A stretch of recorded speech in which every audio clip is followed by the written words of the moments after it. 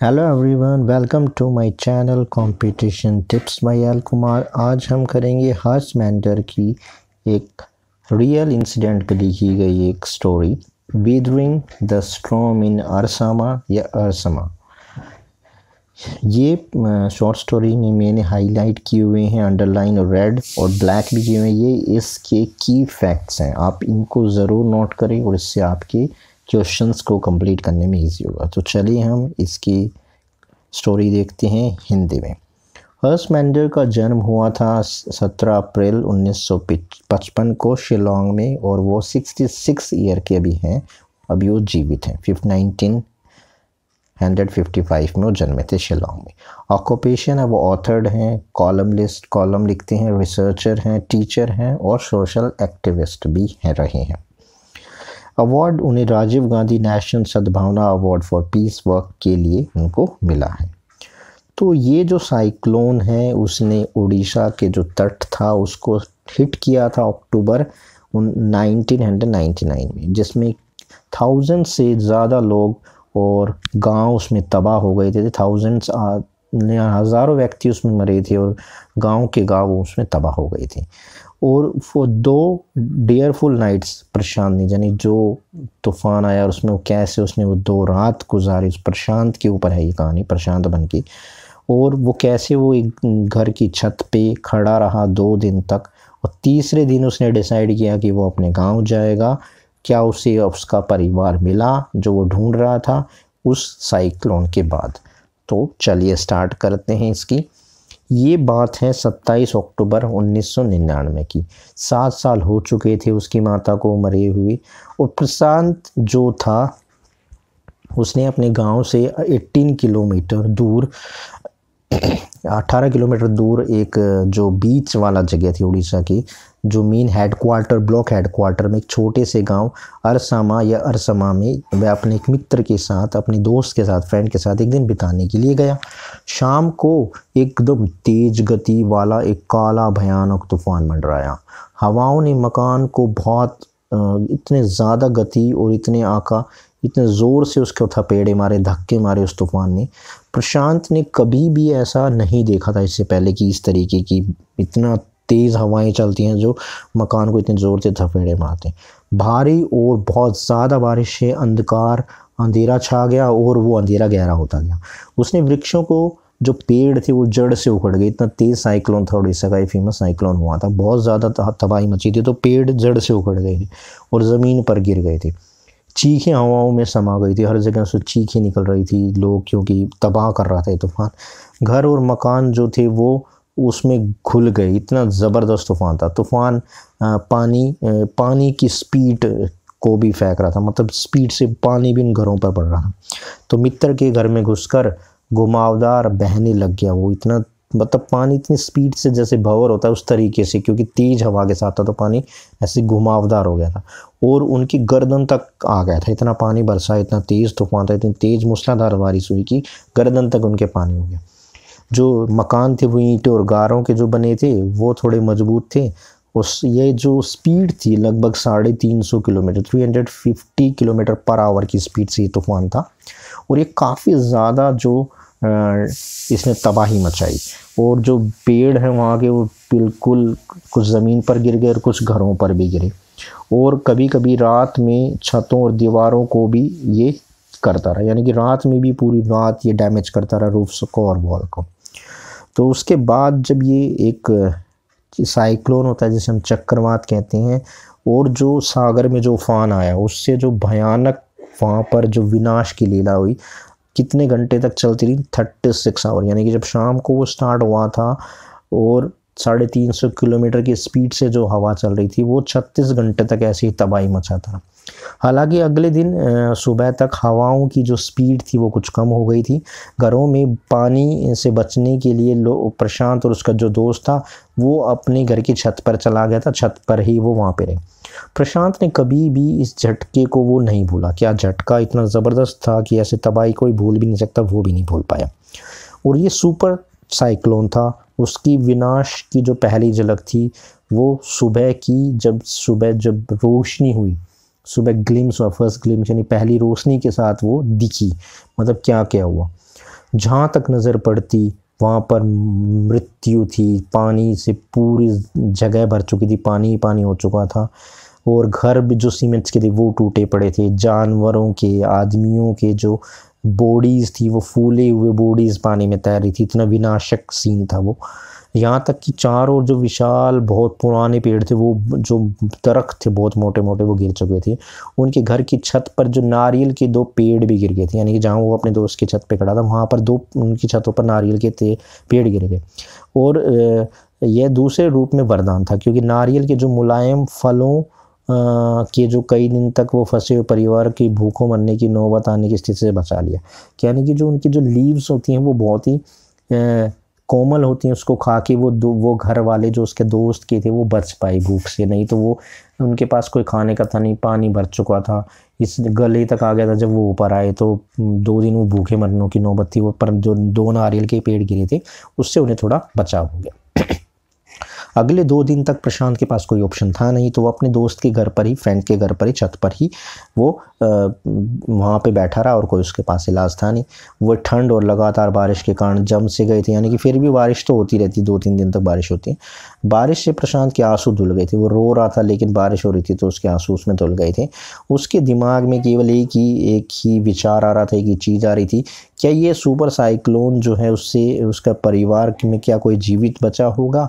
क्या वो अपने परिवार से दोबारा मिल पाएगा?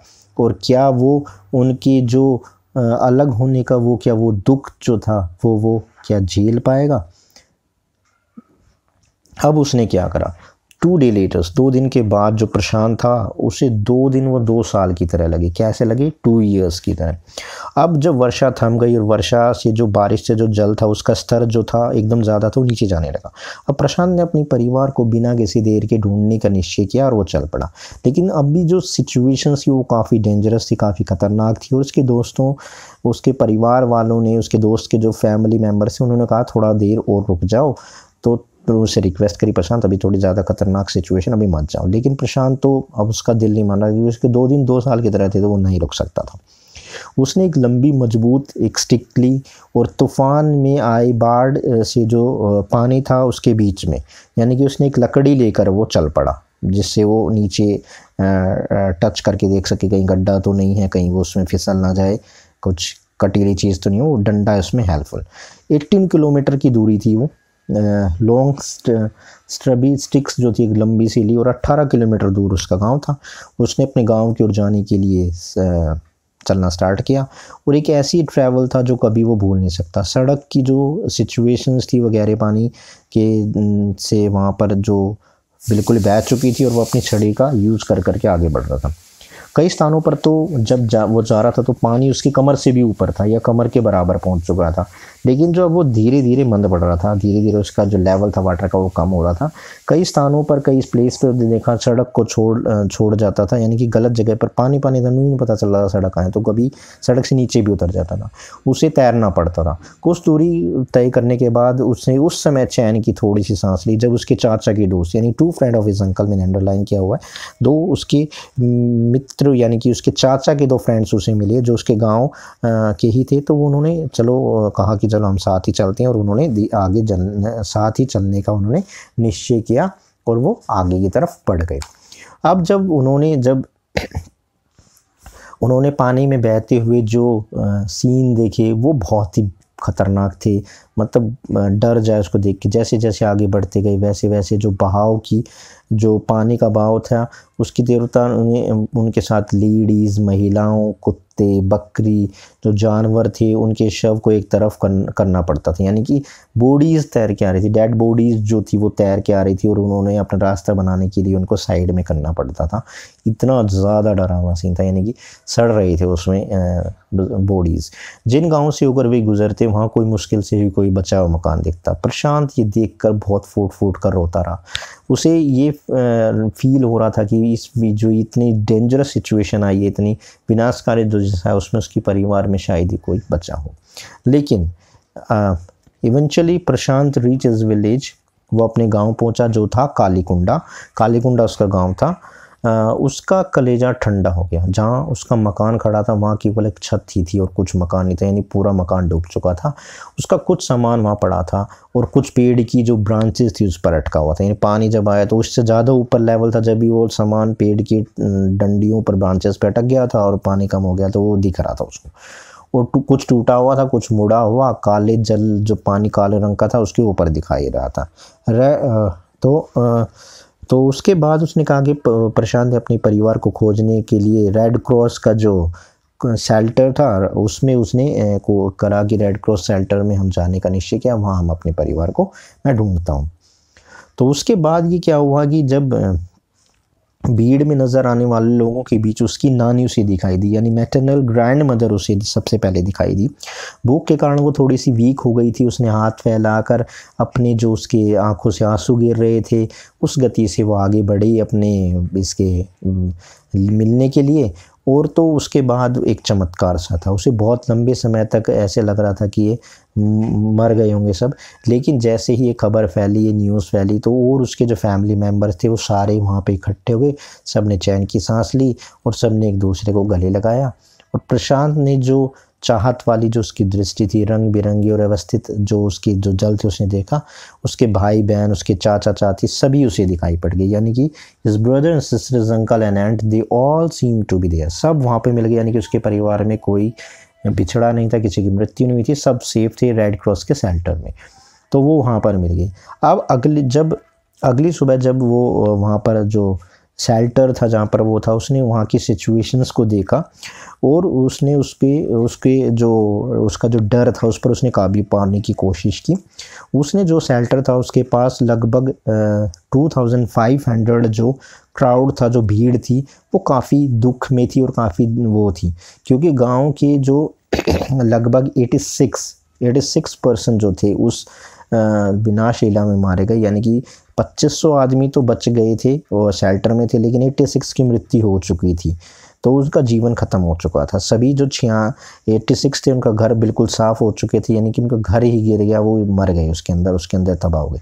अब जो शेल्टर था उसका उनका जो चौथा दिन था वहाँ पर, तो अभी तक सब हरे नारियल के जो पेड़ पत्ते थे उनको खाकर सारे कर रहे थे, लेकिन भीड़ बहुत ज़्यादा थी और संख्या अब वो उनकी जो कोकोनट या जो वो खाने का है वो अब कम पड़ती जा रही थी, क्योंकि 2500 काफ़ी ज़्यादा वो होती है और अभी भी हर जगह नहीं जा सकते थे। अब प्रशांत ने देखा कि कोई नेता तो दूसरा था ही नहीं। ये प्रशांत 19 साल का था, 19 ईयर्स का था, तो ये नोट कर लीजिए, अब 19 साल का था। उसने डिसाइड करा कि वो अब इनका नेतृत्व करेगा, क्योंकि कोई लीडर है नहीं उस विलेज में।